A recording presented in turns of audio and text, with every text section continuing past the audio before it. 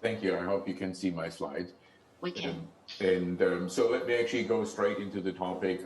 We are talking here about emerging climate risk and what it will take to actually limit the global warming to 2 degrees or better. And we already have heard a couple of details from Helen right now and from Valerie before. And so before I start, in fact, my contribution, I just wanted to remind everybody who might not be so familiar about the World Climate Research Program, and this is a contribution from the World Climate Research Program. It leads the way forward in addressing frontier questions related to the future of the climate system, in particular questions that are too important and complex to be tackled by a single nation, agency, or discipline alone. And so it's really organizing, coordinating the international climate research. And the vision of the World Climate Research Program is a world that uses sound, relevant, and timely climate information and science to ensure a more resilient presence and sustainable future for the humankind. And the science that we are planning to do, the urgent activities that are required of the next 10 years are published in our strategic plan. I do not want to get into details, but whoever would like to actually learn a bit more can find this under the link that is provided here or go to our website. Now, it's clear we are talking about global warming, and we just heard about what we anticipate or can anticipate end of the year. I think it's important to realize global warming is already taking place. So the last 6 years have been the warmest in the history. We just have heard the biggest problem is the increase, or the cause for this, the increase of greenhouse gases, CO2 definitely being the biggest one. And despite COP21 and the decisions being made, the reduction in the emissions had not been taken place. The greenhouse gas keeps rising up, also during or with a brief intervention during COVID-19. And to limit global warming to well below 2 degrees above pre-industrial temperatures required a dramatic reduction to CO2, really a dramatic reduction, as we will see also a dramatic transition of the society, because at this point, limiting the global warming to 1.5 degrees appears not plausible. I mean, it's just not in stock, and given the emissions that we continue to do.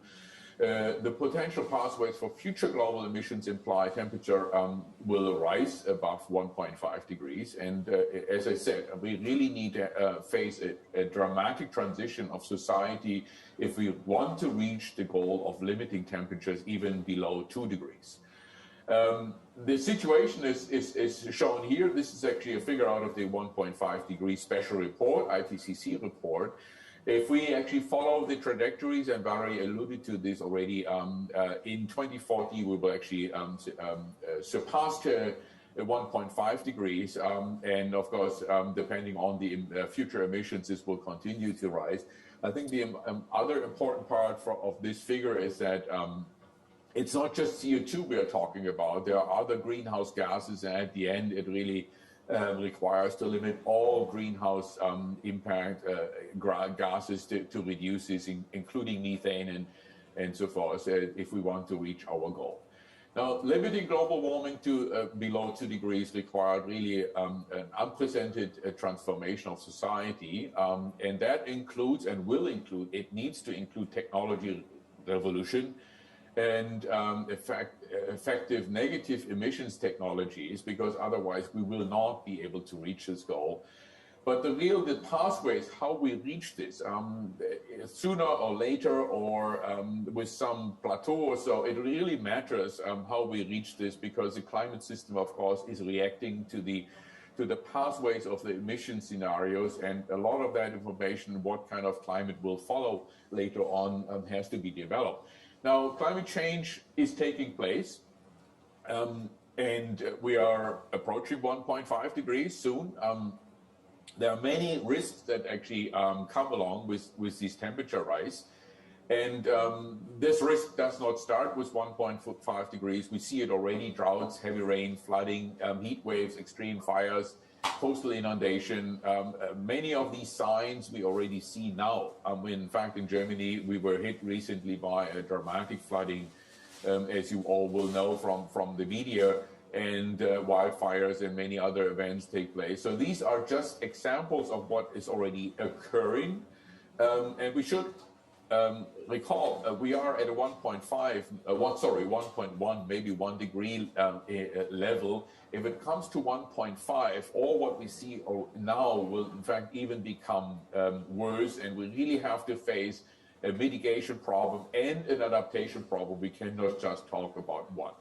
And this is where Future Earth and WCRP stand ready jointly to work on defining the information or developing the information that we require, recommending solutions that society has the climate knowledge and information needed to develop the climate solutions and for reaching UN sustainability goals. And of course, number 13 is very much related to climate, but there are others that are concerned with what we are talking about here. And so from the WCRP standpoint, what we really will develop is really approach very important topics, develop information that is required for climate information, predicting Earth's system change, about various different aspects, climate interventions, really developing knowledge of what that could mean, not really recommending it, but really developing the knowledge, developing the knowledge that we require to deal with tipping points, and when we reach them, what are tipping points, and so when do they come into effect. Also think about the long-term climate changes and the risk associated with it, the safe landing climates.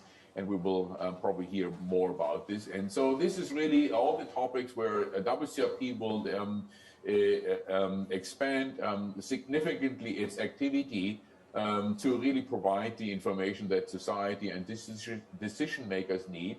And just very briefly going through a few things, the energy in the Earth system is rising. We know this all, and it will keep rising. And a lot of that energy actually gets into the ocean, but it's not just the warming that matters. In fact, it will impact the oxygen content, it will impact the ecosystems, the biogeochemistry, and so much more than we just would imagine from the energy system. And WCRP will provide the science that is required to understand these changes. Heat waves on land are threats to health and food security and are associated with droughts and fires.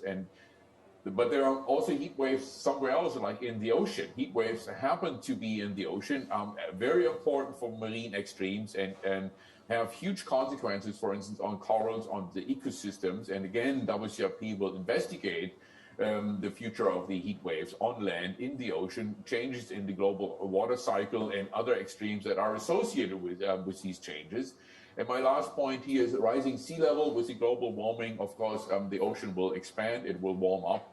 But there's also, in particular, the response of the terrestrial cryosphere, the ice masses that will lose mass and that will go into the ocean, leading to an increase of sea level, in particular for low-lying islands and societies, threatening these societies.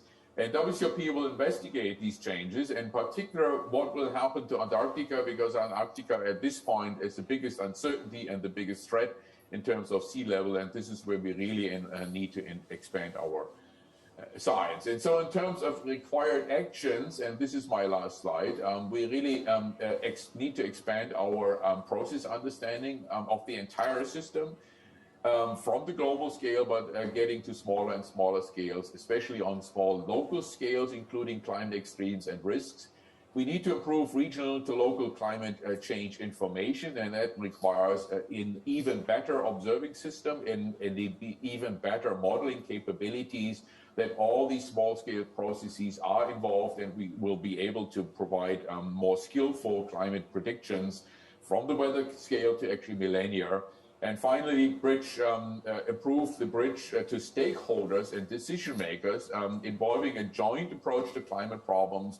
And again, mitigation and adaptation need to be part of the solution findings. And we really need to deal with the climate problem together, the stakeholders and the climate research community together to really develop the solutions that we need to develop over the next 10 to 20 years. And with this, thank you, Hannah. Back to you.